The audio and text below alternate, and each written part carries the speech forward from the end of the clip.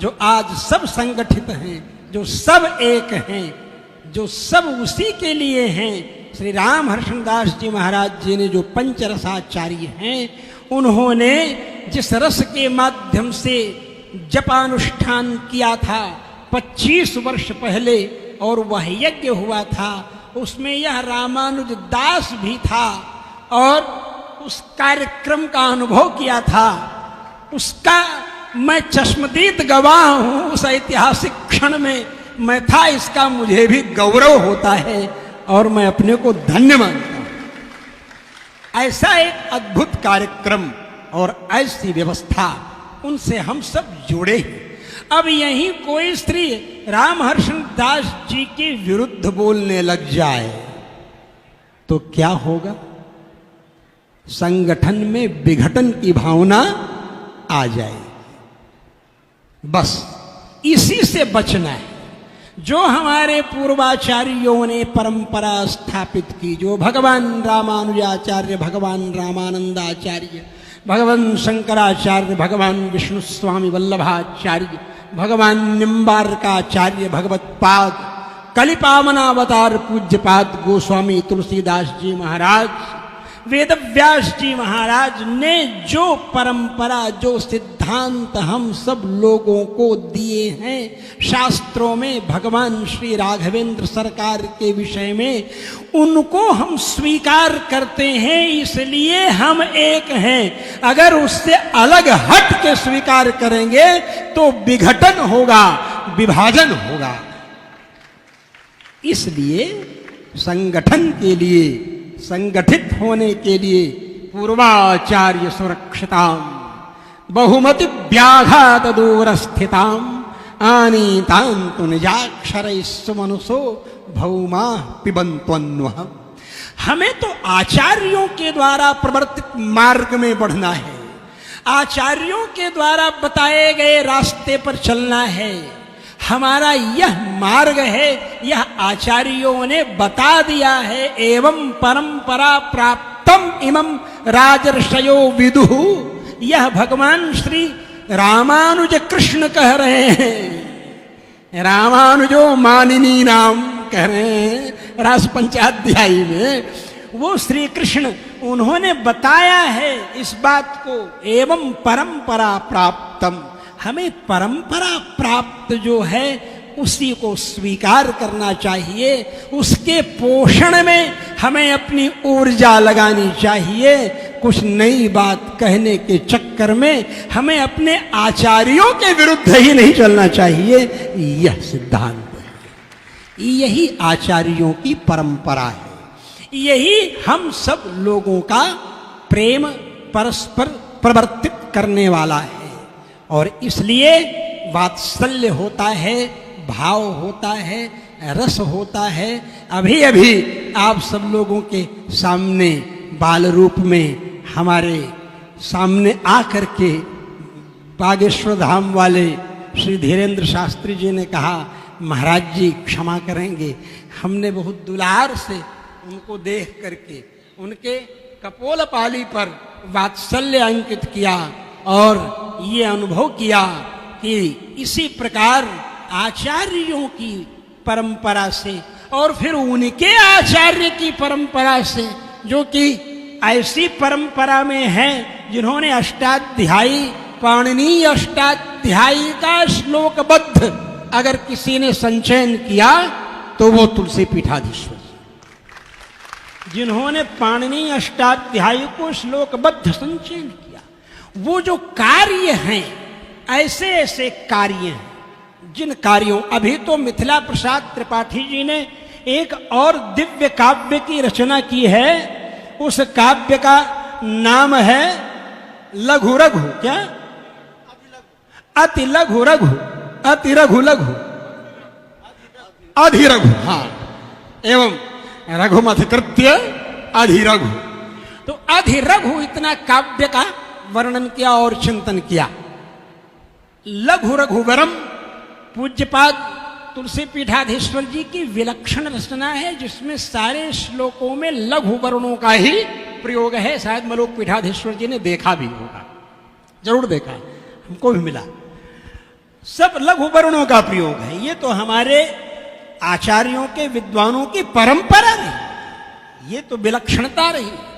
फिर मैं उसका जब शीर्षक पढ़ता था तो मैं सोचता था पूरा काव्य लघुत्व से परिपूर्ण है, दासानुदासत्व से, नैत्यानुसंधान से, अपने को छोटा मानने के रूप में लघुत्व का अनुसंधान होता है, हैं?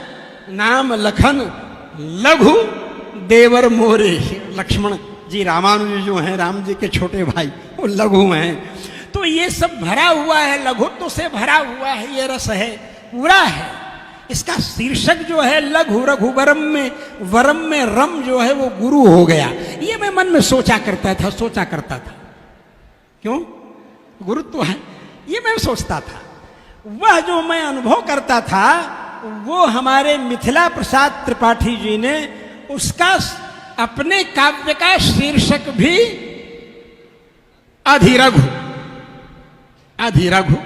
अधिरघुनी इस रूप में भी यह अनुसंधान किया। और ऐसा अधिरघु तो उसमें विशेषण किसी का भी हो जाएगा, चरितम का विशेषण हो जाएगा, यशः का विशेषण हो जाएगा, ऐश्वर्यम का विशेषण हो जाएगा, वो सबका विशेषण हो जाएगा। यह शीर्षक अभी मैं उस काव्य को देखा नहीं हूं। आपने कहा था मैं उसका पीडीएफ भेजूंगा, मैं देखा नहीं, अभी प्राप्त नहीं हुआ। और ये उस पीडीएफ में वो मैं पढ़ लेता हूं और ग्रंथ भी मिल जाएगा, प्रकाशित हो जाएगा, सामने आप सब लोगों के आएगा। राम जी की महिमा का जो भी कोई वर्णन करता है वह दिगंत विश्रांत कीर्ति, उसका ऐश्वर्य, उसका वैभव दिग दिगंत व्यापी हो जाता है, सब जगह उसका वैभव हो जाता है। महर्षि वाल्मीकि को देखिए, उनको कौन नहीं जानता है। उन्होंने श्री राम जी के चरित्र का दिव्य वर्णन किया, कुरु राम कथाम दिव्याम। 31 सर्गों में 31 सर्गों में उनका चरित्र है राघवीय महाकाव्यम। 31 छंदों में, हर एक सर्ग में एक एक छंद, मतलब 31 छंदों में 31 सर्गों का राघवीयम करके महाकाव्य है आपके द्वारा। और 100 श्लोक से, इससे किसी में ज्यादा, किसी में 100 से ज्यादा ही है, कम नहीं है। इस तरह से उनकी वह अद्भुत रचना है। यही सब आगे आएगा। श्री राम जी का वैभव वर्णन करने से महर्षि वाल्मीकि जो है उनको कौन नहीं जानता है, और श्री राम जी का गुण वर्णन करने से पूज्यपाद गोस्वामी तुलसीदास जी को कौन नहीं जानता है, सब लोग जानते हैं। यहां तक कि आज राम जी के चरित्र को लेकर सीरियल बनाने वाले रामानंद सागर को भी सब लोग जान गए राम जी के संबंध से, जान गए। तो राम जी से जो जुड़ता है, राम जी की जो आराधना करता है, उसका ऐश्वर्य स्थायी होता है। क्योंकि राम जी ने कभी बेवफाई नहीं की कि काम की और निकल गए सबको छोड़ छाड़ करके।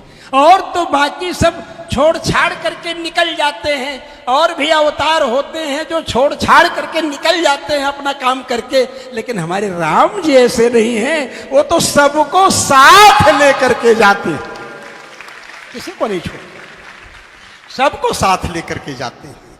इसीलिए अवध तजे तन नहीं संसारा। वैसे तो सब तीर्थों का इसी तरह महत्व है, ऐसा ही महात्म्य है। हम पूज्य संत गोपाल जी का परमपद हुआ और सब बात हुई, तो हमारे मलूक पीठाधीश्वर जी से बातचीत हुई, तो उन्होंने पूछा हमसे, कहा धाम लाभ। हमने कहा धाम में ही हुआ, यही सबसे बड़ी बात है, धाम लाभ, धाम में यहाँ पर। ये ठाकुर जी का है, मोक्ष का मार्ग, सूर्य मंडल का भेदन करने वाले को ही मुक्ति मार्ग पथिक कहा गया है शास्त्रों में। इसीलिए कहा द्वाविमौ पुरुषौ लोके सूर्य मंडल भेदिनो परिव्राड योग युक्तश्च रणे चाभिमुखे हता, है ना, नहीं है?